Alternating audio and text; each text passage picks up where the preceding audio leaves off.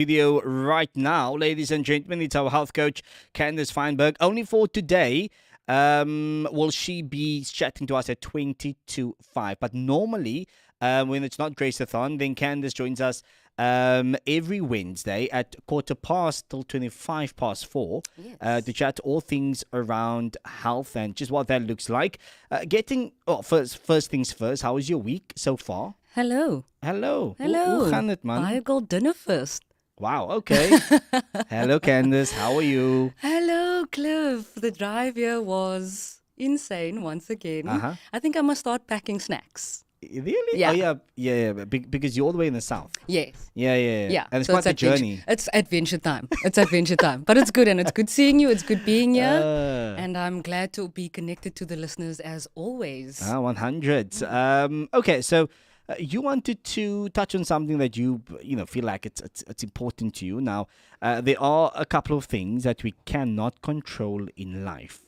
So, as we conclude Chronic Illness Awareness Month, how about we just focus on what we can control through mindset, behavioral changes?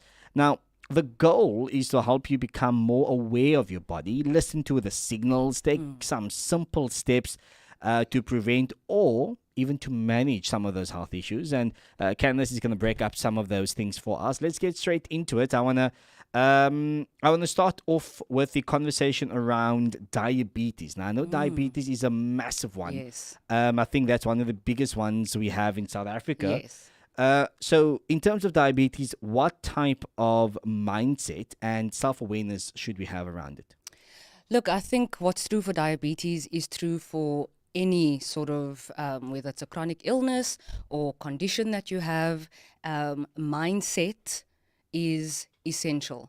Mindset needs to be, and when I talk about mindset, I'm talking about having a mindset geared to self-care, having a mindset geared to paying attention, being geared to growth, being aware, being in touch with yourself. That's the mindset I'm referring to here, because your body is going to tell you everything you need to know about what's going on. And you need to be in a space where you are listening and you're open to receiving that communication and then doing something about it. So mindset is, I can't talk about mindset enough when it comes to healthcare and personal care. Do you think sometimes we are lazy to listen to our bodies? Because sometimes listening to our body requires us to stop doing or enjoying a certain type of food, and I suppose it becomes a difficult one to be like, okay, I actually have to cut down on this thing. Yeah. And that becomes a difficult part. Yes. You know what? I don't think it's laziness so much as I think it's fear.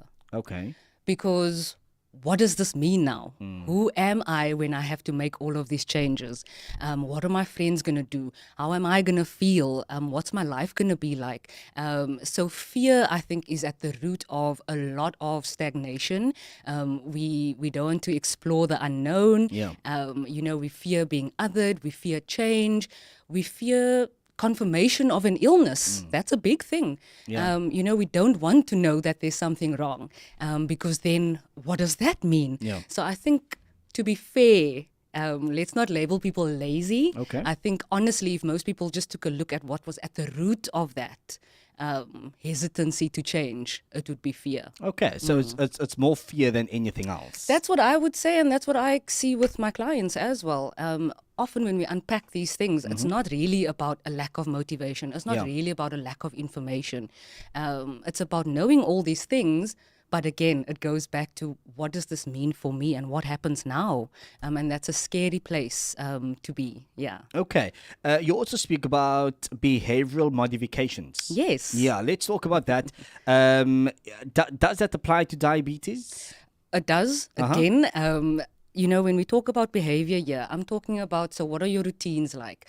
You just mentioned food. Food is a big thing, and it's a big contributor to a lot of dis-ease. So when it comes to behavior, like, what are your routines? Instead of eating a lot of processed foods or sugar, what else can you do to bring more balance in? So it's not necessarily about throwing your complete way of being out of the window. It's about adjusting and making small changes and sort of seeing what's necessary in the moment and then Yeah. going from there. Okay. Then let's talk about high cholesterol. Mm. Now, of course, last week we touched on the difference between high and low. Yes. We chatted that your body has cholesterol. Mm-hmm. That the only issue becomes when you've got too much of the high and too little of the low. It causes the imbalance, and the high is not what you want. So let's talk about someone that has high cholesterol. What type of changes do they need to do, and the mindset that they need to be in? Again, cholesterol, things like cholesterol and high blood pressure, these are things that often don't leave signs. It's not going to knock on your door and say, hey, I've arrived. We need to do something now. Yeah. Okay. So again, it comes down to if you are geared to self-care and you know that cholesterol is a marker in your family. Last week we touched on it runs in the family, Yes. right? So if you know that you've got family members who struggled with this before, diabetes, the same thing. If you know that there's a prevalence of these things in your family, your mindset is geared to self-care, so that's already a tick. Yeah. Now you know, okay, cool, but hold on a minute. That there, if I eat too much of this, it's going to increase my ability or my chances to develop high cholesterol. Yeah. So let me not do that.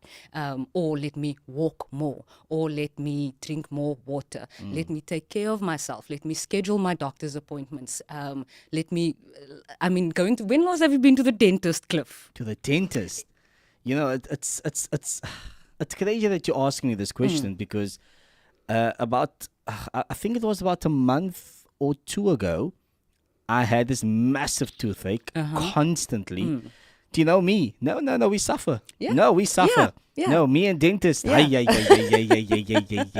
So that's what people tend to do, right? Yeah. They know that there's a problem, but they Yeah. avoid just going for the solution. Just go and find out, then you know what needs to happen and that needs to change, right? Yeah. So ownership is a big thing.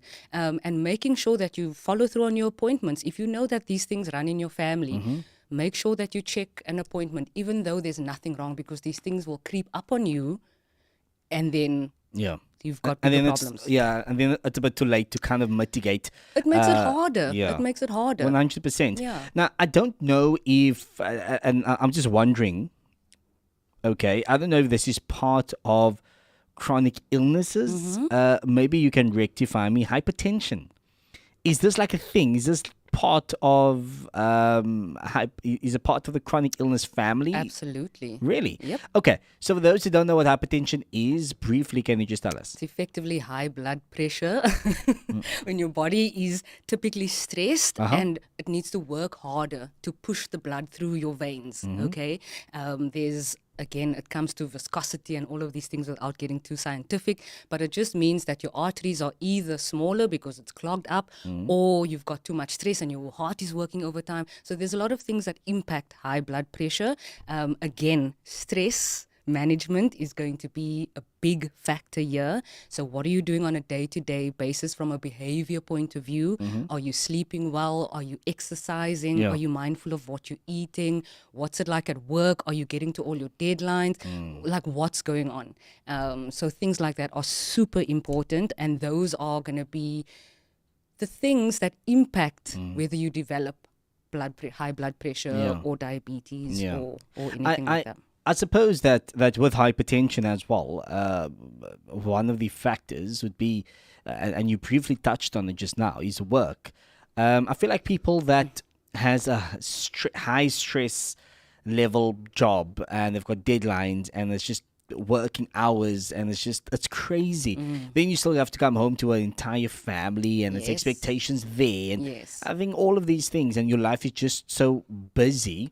There's so much expectancy in terms of work and family that it could then, I suppose, lead to hypertension, high blood pressure. Absolutely, Cliff. And I think ultimately it comes back to my first point I was making around your mindset. If your mindset is geared to self-care, then you are someone that's going to know, okay, you know what? These are the boundaries I need to put in place in terms of my work-life balance.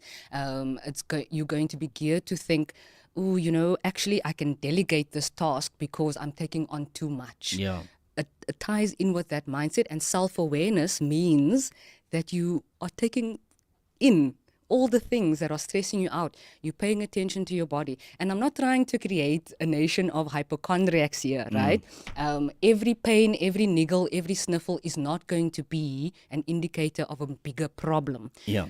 The point is you need to be aware enough to spot patterns. If you know that something is unusual for you, then that should signal, hold on a minute, let's take pause, let's investigate what's going on. Yeah. And it might either require you to go to the doctor, or it's like, actually, I just need to rest today. I just need to rest today. You know what? Things are going on.